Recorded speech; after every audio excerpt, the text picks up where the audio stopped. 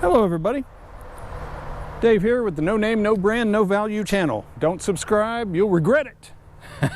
Nothing's really interesting. Anyway, this video today is specific to my 2001 E450 SuperDuty Ambulance.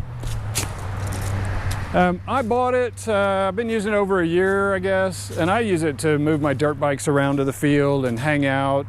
It's awesome for that. I was going to turn it into a travel vehicle, but I got my wife this Acadia, and it's got the third row seating, and the kids seem less combative in it. So no real need for this one now that I got the truck. I got that F250 SuperDuty 4x4 with the 6.0 in that one, turbo diesel. But we're not going to talk about that today. We're going to talk about the ambulance. So I got it at 124,500 miles. Oh, by the way, we'll do a two-part video. This is before I clean it, and then I'm going to wash it up and put some stuff on it. I've had some stuff sitting around for a while, so we'll go through that. Anyway, so it's been over a year and only about 3,000 miles, and that's all going back and forth to the dirt bike trails and stuff. So it's awesome for that.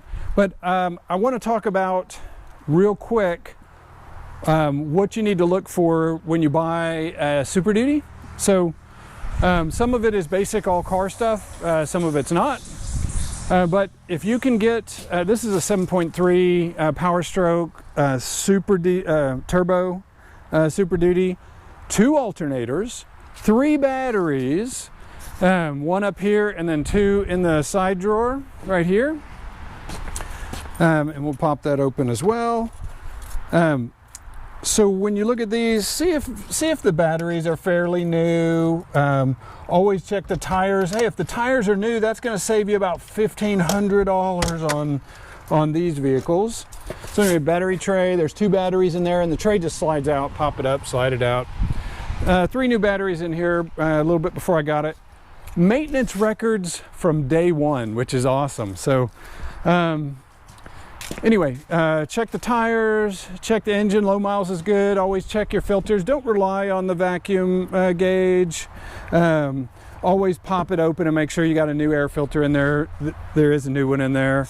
Always check your oil. I run Arc Oil 9100 in the oil, and I use Arc Oil in the gas, in the diesel fuel.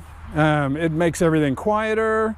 That Arc Oil in the oil, man, it's awesome. I use it in the M5 as well. Anything high pressure oil, I think that's a win. It's just super lubricant. It's awesome. Anyway, you want to run through your basic stuff when you buy something. And I did. Fortunately, I have all the maintenance records to back it all up. That's real important, especially if you're buying from somebody you don't know. So anyway, always check your tires. These tires were new. You can see they've got like 3,500 miles on them. So check your tires, new tires in the back too as well.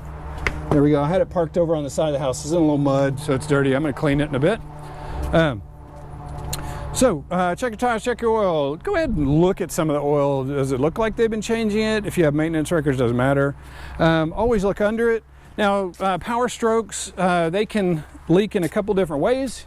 You may get some oil leakage. There's no oil leaking today, but if you drive this for 500 miles and then park it, you may see some drips. And in the winter time, something I did not know until I got this one is some of these hoses might not be tight enough. So there was some coolant that dripped in the winter off of this one, and I thought, oh no, I'm gonna have to replace the water pump. So I bought a water pump, a thermostat, and then I went to get in there, and it was just the hose clamp was loose. So I tightened it, hasn't dripped since. So I have an extra water pump and thermostat when I need it. Anyway, your overflow tank, just look, you might want to take a look at the fluid and see what it looks like, you know, and engine oil, transmission fluid. This one's great because there was a new transmission put in about 30,000 miles ago, a new Jasper transmission. It's all on the records. I listed out some of the important stuff. The differences on the ambulance, you have this big console, obviously you have the lights. I blacked out all the scene lights, so it's legal. You don't have to black them out on the sides. Sorry, on the back scene lights. Some of them don't have to be blacked out. I blacked them all out. So here's your master panel. This ties into the panel in the back. I'll show you air conditioner, everything. One of the Econoline issues is an issue with the AC. AC in this one works great. There's front AC and rear AC, but there's a vacuum line that runs up under here to past the engine. If that vacuum line cracks, which these do, then it may not shoot, your air may not come out your vent. It will default to the defroster. It's a quick fix, and this one I have not done it because it happens infrequently. So it really should be fixed because it's happened more than once, right? So if you have this on vent when you or AC or norm AC, when you crank it up, it comes on out here. But if you drive a couple hundred miles, stop, eat lunch, come back, it may not switch over to that. So it's all blowing the AC out there, and then you still have AC in the back. But I made a front windshield out of this Reflectix. Sunshade works awesome, and a door shade. The sun's usually only on one door, so I only made one. I just put it on the side that the sun's shining on. Oh, they take off when you buy an ambulance. They take off some things. They take off this. They may take a couple other things, but still have the spotlight in here. One other thing when you buy an ambulance, super important. Look at the idle hours, right? So. How long has this is the master battery to the back. How long does this thing just sit and run? Well, this one was used as mostly a transport.